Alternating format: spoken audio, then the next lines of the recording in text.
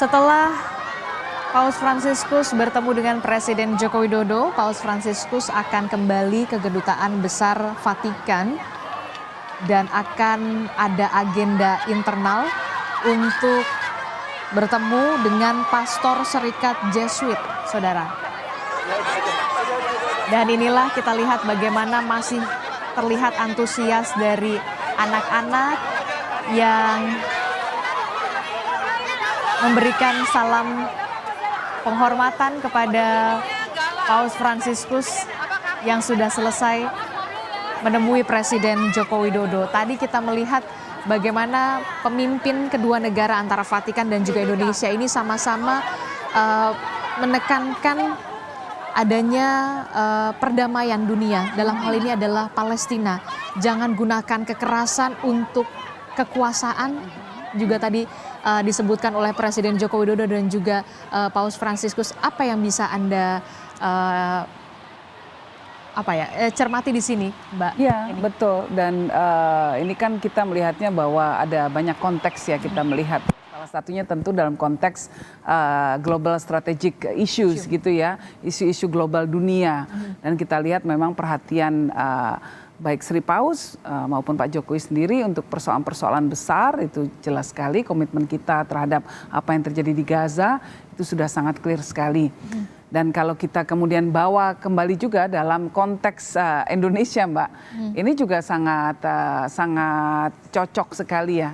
Dan tepat juga kita aplikasikan bahwa apa yang dikatakan oleh kedua pemimpin tersebut gitu ya, bahwa perdamaian bisa dicapai harus bisa terus diperjuangkan dan perdamaian tidak bisa dicapai dengan kekerasan gitu ya.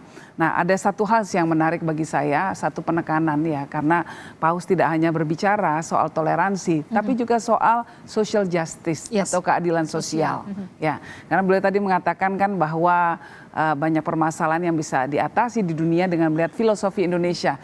Sama-sama tahu bahwa filosofi Indonesia itu Pancasila dan yang namanya keadilan sosial bagi seluruh rakyat Indonesia itu menjadi salah satu poin besar gitu, menjadi falsafah kita. Dan ini yang disorot juga oleh Paus ya. Jadi konflik akan tercipta ketika ada ketidakadilan dimanapun, di dunia maupun juga dalam konteks negara kita.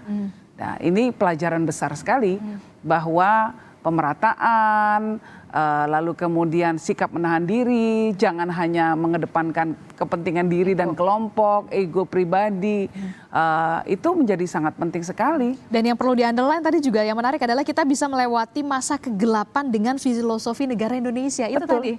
Betul. Nah, filosofi kita apa saja sih? Ketuhanan yang Maha Esa, kemanusiaan, ya, lalu sikap mengedepankan persatuan, lalu kita mencapai konsensus dengan bermusyawarah kan gitu, dan keadilan sosial tadi, social justice. Nah, jadi ini semua kalau kemudian kita ikuti, kita amalkan beneran, pasti apa yang dikatakan oleh Paus bahwa kegelapan bisa diatasi ya memang akan menjadi kenyataan. Itu yang menurut saya harus kita garis bawahi. Keadilan sosial itu bukan saja berkaitan dengan isu-isu toleransi, isu agama, isu ekonomi juga, isu politik, semua masuk di dalamnya kalau kita bicara soal keadilan. Nah, jadi ini pelajaran penting buat kita dan penghargaan juga kepada falsafah dasar kita yaitu Pancasila, bahwa ini sesuatu hal yang diapresiasi oleh pemimpin besar seperti Sri Paus. Kita harus bangga, dan tapi nggak boleh berhenti hanya pada bangga, tapi kita amalkan. Dan itu harus dimulai dari siapa? Dari diri kita sendiri. Dan dari yang kecil dulu, dari keluarga. Dari keluarga. Tapi juga terutama harus ditauladani oleh para pejabat-pejabat kita gitu.